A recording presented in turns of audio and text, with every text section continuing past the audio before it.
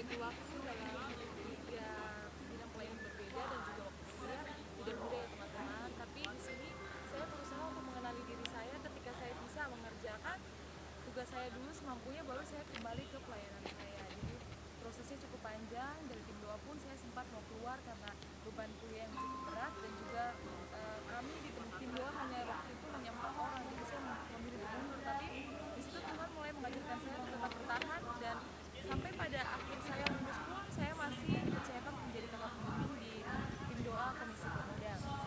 Dan ketika saya menjalani itu saya masih juga bertugas sebagai sekretaris dan juga masih pelayanan di kelompok Salafiyah.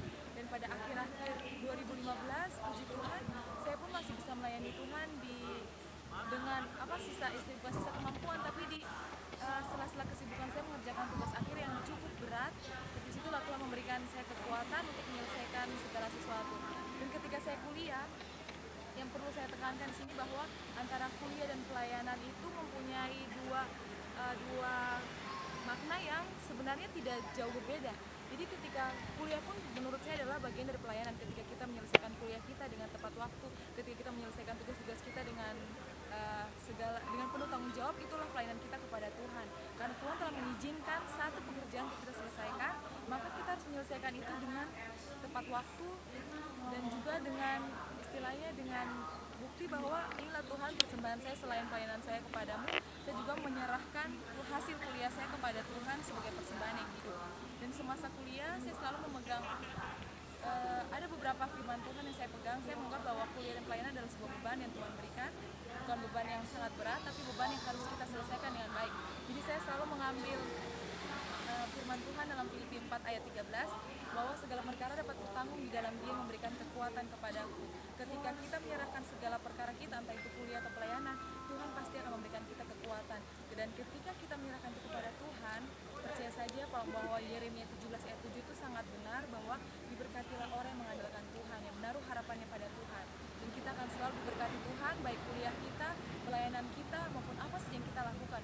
Karena saya percaya bahwa jerih payah kita, pekerjaan kita bersama Tuhan tidak akan pernah sia-sia. Tuhan pasti akan menyerahkan, Tuhan akan membalasnya semua kepada teman-teman semuanya. Jadi tips saya untuk teman-teman semuanya, yang pertama kenali diri, dan kedua berani untuk bisa mengatakan tidak. Jika misalnya saya sedang mengerjakan tugas dan saya tidak bisa mengambil pelayanan, katakan, berani mengatakan tidak. Tidak usah malu hati terhadap sesama maupun tidak usah malu hati terhadap Tuhan, karena Tuhan mengerti bahwa ini kuliah adalah pelayanan kita juga terhadap Tuhan. Dan yang ketiga adalah berusaha untuk prioritaskan mana yang duluan harus kita kerjakan. Dan yang keempat, selalu menyerahkan segala sesuatunya kepada Tuhan. Ya teman-teman, begitulah sharing saya. Jika ada yang kurang berkenan mohon maaf, ada yang kurang mohon ditambahkan, dan ada yang baik mohon jika yang baik bisa diambil dan bisa diterapkan dan di depan teman-teman sekalian. Saya doakan semoga teman-teman kuliah selesai pada tepat pada waktunya, pelayanan berjalan semuanya dan keluarga, teman, sahabat, dan keluarga pun akan berbangga padamu, dan keluarga pun akan senang jika, dan khususnya Tuhan akan senang jika kita menyelesaikan segala sesuatunya tepat pada waktunya dan kita tidak menyia-nyiakan apa yang Tuhan percayakan kepada kita. Oke sahabat muda, teman-teman Komisi Pemuda, demikian sharing saya. Tuhan Yesus memberkati.